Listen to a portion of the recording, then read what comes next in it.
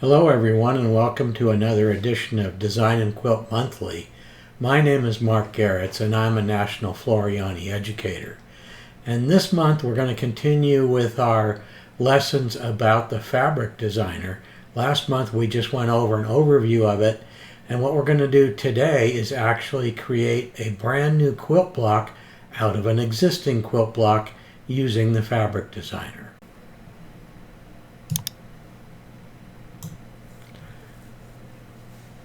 So before we get started with our lesson, I should say that if you haven't watched last month's lesson where we went over an overview of the fabric designer, you should probably do that first, especially if you want to follow along.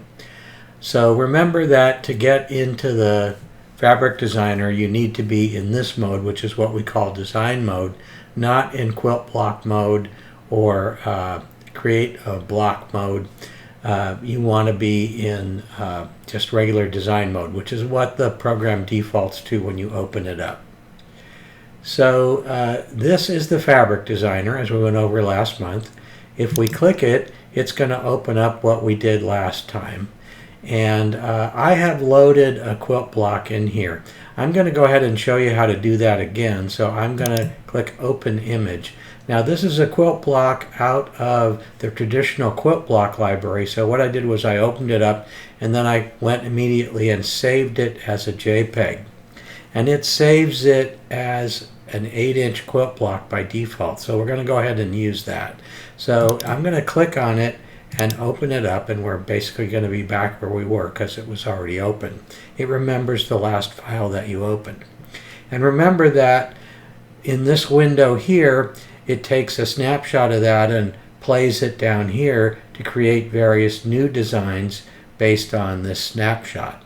So we can move it around, and if we do that, we get other kinds of designs, and you can play with this all day and with many different pictures and get different designs. And what I want to do is I want to create a center block here that is exactly half the size of this image. And if we look up here, we can see that it says that this image is 768 by 768 pixels. And my block selection size is down here, and it defaults to a square, and you don't really have a choice but to use a square. So half of 768 is 384. I'm just going to get my calculator. I'm sorry you can't see that. I'm just going to type in 768 divided by 2, and yeah, 384. So that's what I'm going to put in here. I'm going to put backspace over this and put in an 84. Now don't click enter on your keyboard when you do that, because if you do, it'll close this. I've got now a selection size that's half the size of my, so it's actually a quarter. So you can see here it's a quarter of the size. And so what I'm going to do is I'm going to try and get this centered up as best I can. And then I'm going to look down here at my previews, and I can see a bunch of different designs in here. And this one is this one, but it doesn't quite look like it. Remember, again, we have to kind of constantly be clicking the zoom to fit over here. And so that is actually this one here. If I click this one, I can see what that one looks like. That's what that one looks like. This is what this one looks like. And so we need to pick one of these to create our quilt block. And I kind of like that one. Or this one looks kind of cool. Let's go ahead and do this one. I think it's a little more symmetrical, and we're going to go ahead and use this as the basis of the quilt block that we're going to create from this. So what I'm going to do is come here and click Save, and I have three options. Save the single block, which is what we want to do. I can save the fabric layout, which we actually haven't created yet, and I can save it as a fabric to the fabric library. Since we haven't really created a fabric, I'm not going to do that. I'm going to do Save the single quilt block, and it's going to ask me where I want to save it, and I'm going to actually put it on my desktop, in the quilt blocks area. So let me find my desktop here, and I've got a folder called Quilt Pics, and I'm going to save it as new quilt block image, okay? And I'm going to click Save. All right, and that's it. I'm now kind of done with the Fabric Designer, so I'm going to click Close, and it knew I saved it, so it didn't prompt me. And what I want to do now is create a quilt block. And the way I do that is I can choose the Easy Block Creator or the Advanced Block Creator. And I'm going to go ahead and do the Advanced Block. And that by default brings up an 8x8 quilt block, which is exactly what we want. And what I'm going to do is I'm going to set my grid so I snap to the points to make it easier to get things exactly lined up.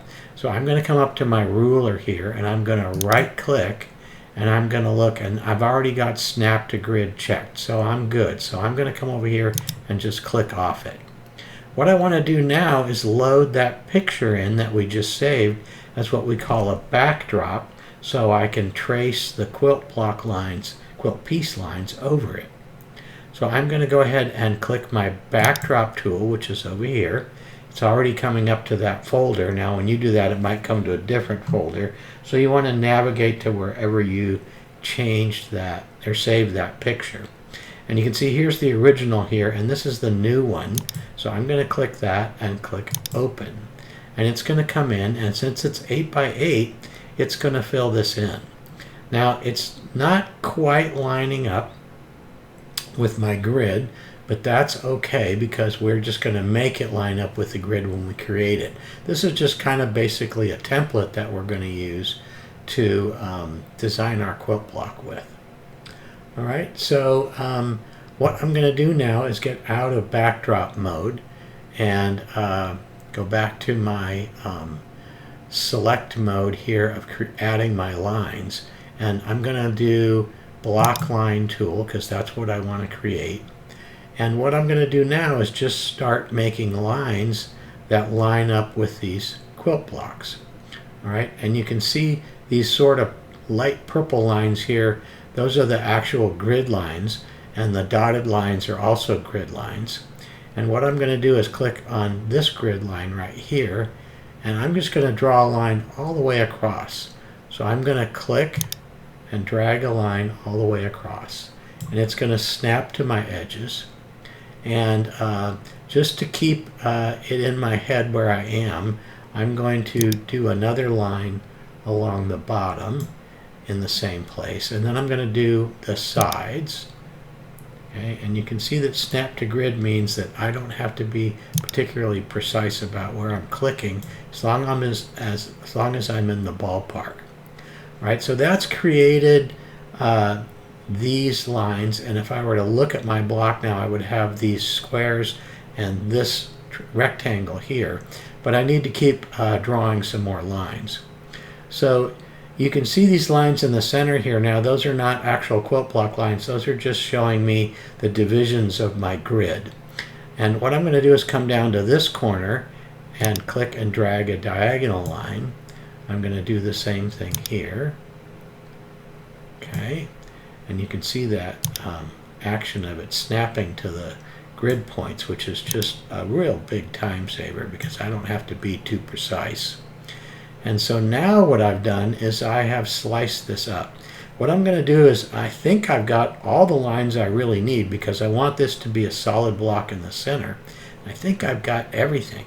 So in order to see that more clearly, I'm going to come here to this icon, which is a hide the backdrop icon. Okay, so I'm going to hide the backdrop, and I'm going to come here to my piece select tool, and I'm just going to start selecting these pieces to see how well they match. And I think I've got all the pieces correctly. Okay, so let's start coloring them in. So I'm going to control click some that I want to be the same color. I'm just going to quickly look at my backdrop again. So I'm going to click my hide, show hide the backdrop. And so I've got purple, purple, purple, purple, purple, purple, purple. Okay, so I am going to hide the backdrop again. And actually, I could leave it in, because I'm just going to click somewhere in the block and I'm going to know that I've selected that one. So this will give me a good idea of the color. So I'm going to hold down Control and click the mouse and keep doing that, selecting all of the purple pieces.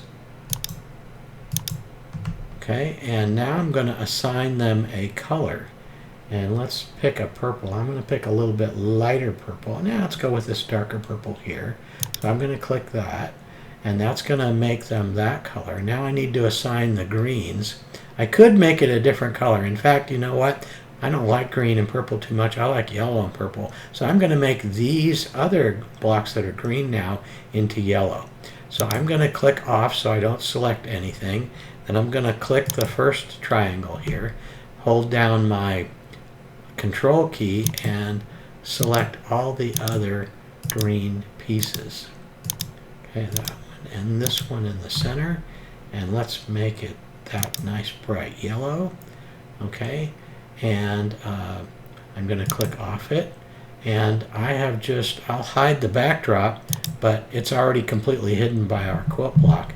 And so I've actually made a complete quilt block here. Now if you wanted to make this big center square here into a 4 little pieces, you could, just by bisecting these 2 lines here. You could also make these triangles half triangles instead of a big triangle, and you could do that by creating a line in the center here, and you can do it all at once by dragging a line all the way across and all the way through here, but I want to leave this the way it is. So I'm going to now save this. So I'm going to click File, Save to Library, and it is going to save it to my quilt block library, and I'm going to save it as, boy, I've got test block in there already. I'm going to save this as new block and click Save. Okay, and now if we close that, now if I want to open that one, I would come here to my quilt block library, and it's not in traditional anymore, it's in my blocks. Okay, and here's that block that we just created, so I can just open it up, and there we have it as a quilt block. And so then from here you can export it as you know, a complete quilt block design with cut pieces and everything. You could traditionally paper piece it, whatever you want to do with it. So that is our lesson on how to take an image that we created with the fabric designer and turn it into a quilt block. So I want to thank you for watching and invite you to come back next month for another edition of Design and Quilt Monthly. And next month we're going to do part 3, which will be taking the fabric designer and actually using it to create fabric, custom fabric that you can have printed and have your own quilt fabric.